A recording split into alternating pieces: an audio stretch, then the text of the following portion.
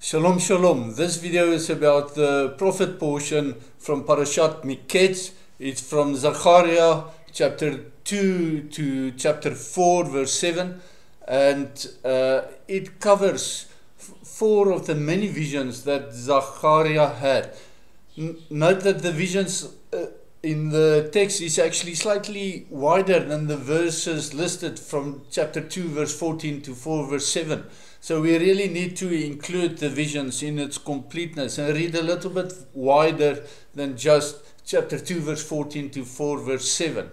I do not know why it would be so that the portion notice would be narrower than the visions, but the visions are the measurement of Jerusalem, and that you can read in Zechariah 2 verse 5 to 17, and that's what I'm going to talk about in this video. The next vision in this portion is Joshua the Kohen Gadol, the high priest, and that's Zechariah 3 verse 1 to 10, followed by the olive trees in Zechariah 4 verse 1 to 5, and then again in 4 verse 11 to 14. And the vision of the olive trees is interrupted by a vision about a capstone. And there's some debate whether it's actually a foundation stone and a capstone opposite ends of the building. But be it as it may, Zechariah 4 verse 5 to 10 is where you can read about it. I'm not going to touch on that today. Good day, my name is Barney de Klerk. I'm not a Bible teacher, I'm a student of God's Word, and I love sharing with you what I'm learning from the weekly scripture portions. Because Zechariah's prophecies are so rich, I'm only going to dwell on the prophecy regarding Jerusalem in this video. In future reading cycles, I'll take the next and so on. Regarding Jerusalem then, in a natural progression from his previous vision of the four horns that scattered the Jews all over the world, Zechariah saw the future Jerusalem and the return of Adonai's chosen people to their promised land and to Jerusalem. In Zechariah 2 verse 5 and 6 we read, that's Zechariah, I, Zechariah, lifted up my eyes, and behold, I saw a man with a measuring line in his hand. And I asked, what are you doing? He answered me, to measure Jerusalem, to see how wide and how long it is. And that reminds us of something we read in Ezekiel, doesn't it? The angel who spoke to Zechariah was ordered then by another to stop the man with a measuring line, saying that Jerusalem will be a sprawling city, but like a village, without a wall, because Adonai will be a wall of fire around it, and Adonai will be the glory inside of it. Remember that Zechariah encouraged the rebuilding of the temple after return from the Babylonian exiles. That was his era in which he lived. And it is exactly that purpose that brings Zechariah's prophecy to us in Chanukah week, where Zechariah wrote about the reconstruction and dedication of the second temple. Chanukah, we celebrate the rededication of the temple after Greeks defiled it, and this vision also comes with an ultimate warning related to end times, instructing the Israelites in the diaspora to flee back home to the Holy Land. Horrors that happened in Bondi Beach in Australia just in the beginning of Chanukah seems to confirm what Zechariah was saying. Zechariah's vision saw the future persecution of Jews in Arabia, in the greater Middle East, in the former Soviet Union countries, in Europe, and all of this happened since over the last 2,000 years, but the return of the Jews and the rebuilding of Jerusalem, all of that happened in the past 150 years, so in modern times, if you like, and it's still happening today. In his vision, the Jews will return to Jerusalem as Adonai shakes his hand at the nations who plundered Jerusalem. I read that to mean shake his fist, Adonai shaking his fist at those nations who plundered Jerusalem.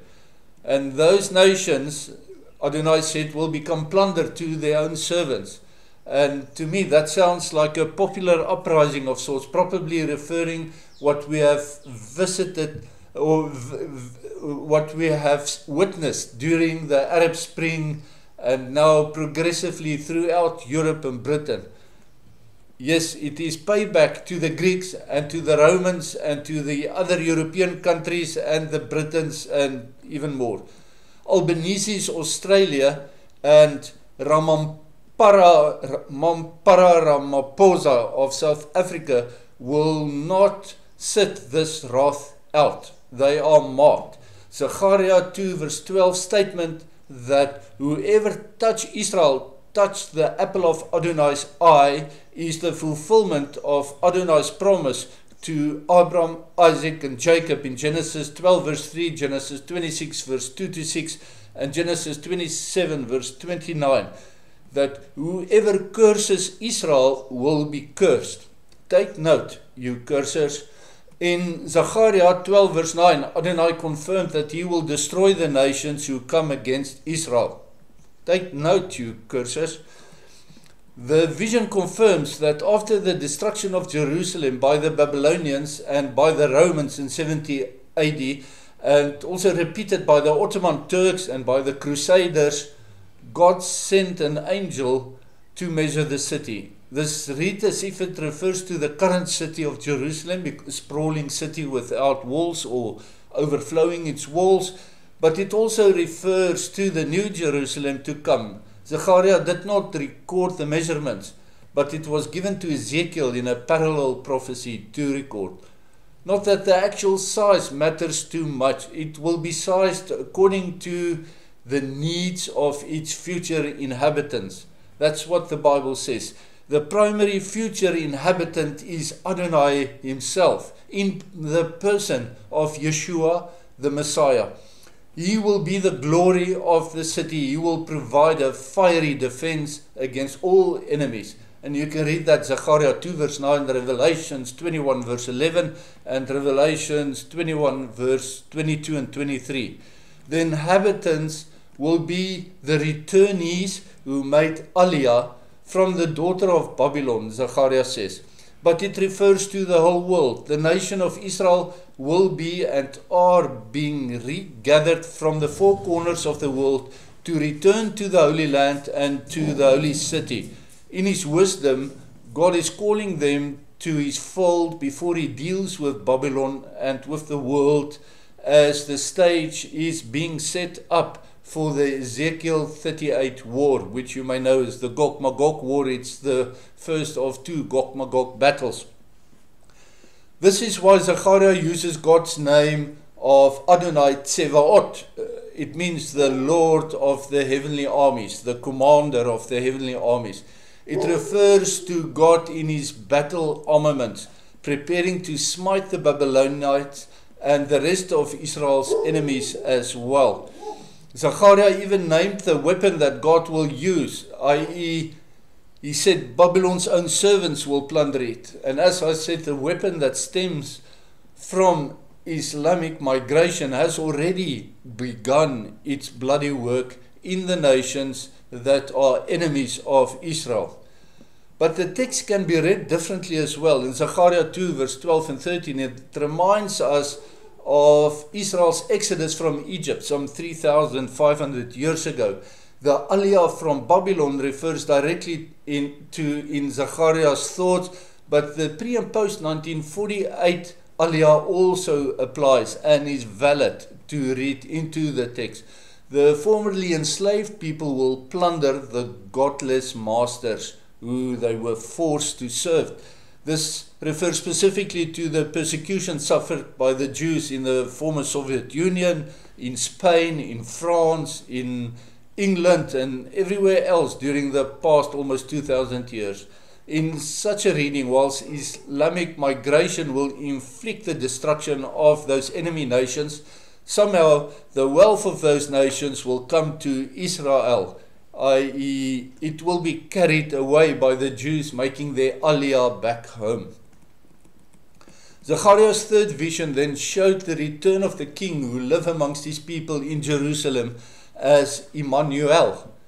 Ezekiel wrote that the city will then be named Adonai Samah, which means Adonai is there.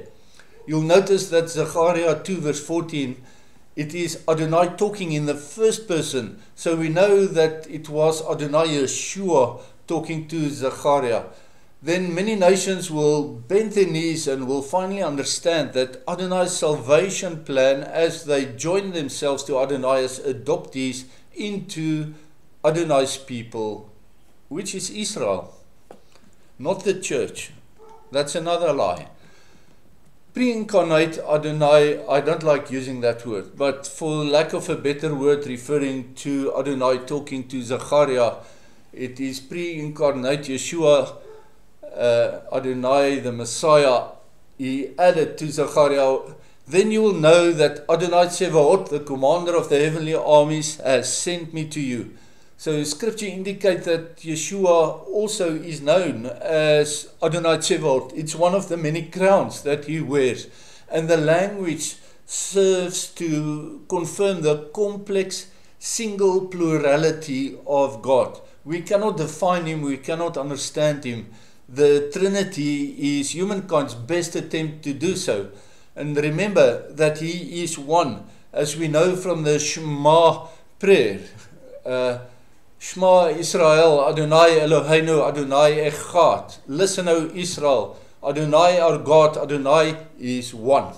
And is the only one. The prophecy has seen its first partial fulfillment after the Babylonian diaspora, and its second fulfillment it saw in 1967 when Jerusalem was reunified in Israel after the 6-day war. But it still has a future complete fulfillment at the start of the millennium when Yeshua will rule the world from Jerusalem. It is therefore no wonder that the Jews call the city Yerushalayim.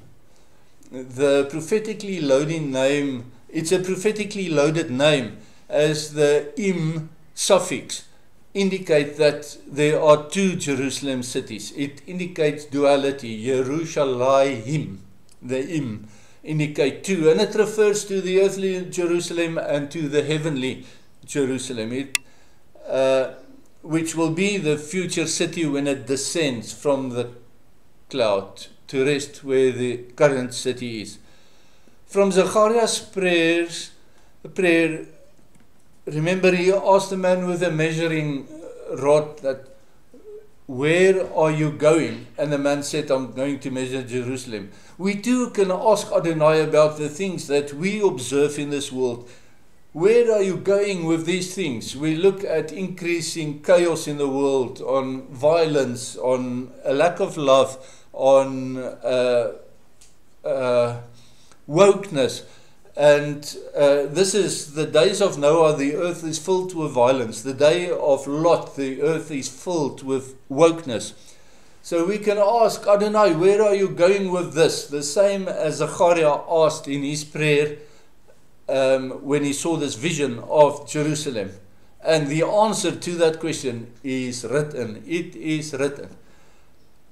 I hope that this will stimulate you to read the prophecy and to read all of Zechariah's prophecy and read it attentively, because it's so rich and there's so much going on there. And the future, Adonai told us the end from the beginning, it's all written for you to discover. I pray that in your discovery process that Adonai Eloheinu will bless you and keep you, that he will shine his face upon you and be gracious to you, that he will lift his countenance upon you, and that he will give you shalom even in the midst of the troubling times that we live in. Shalom, shalom.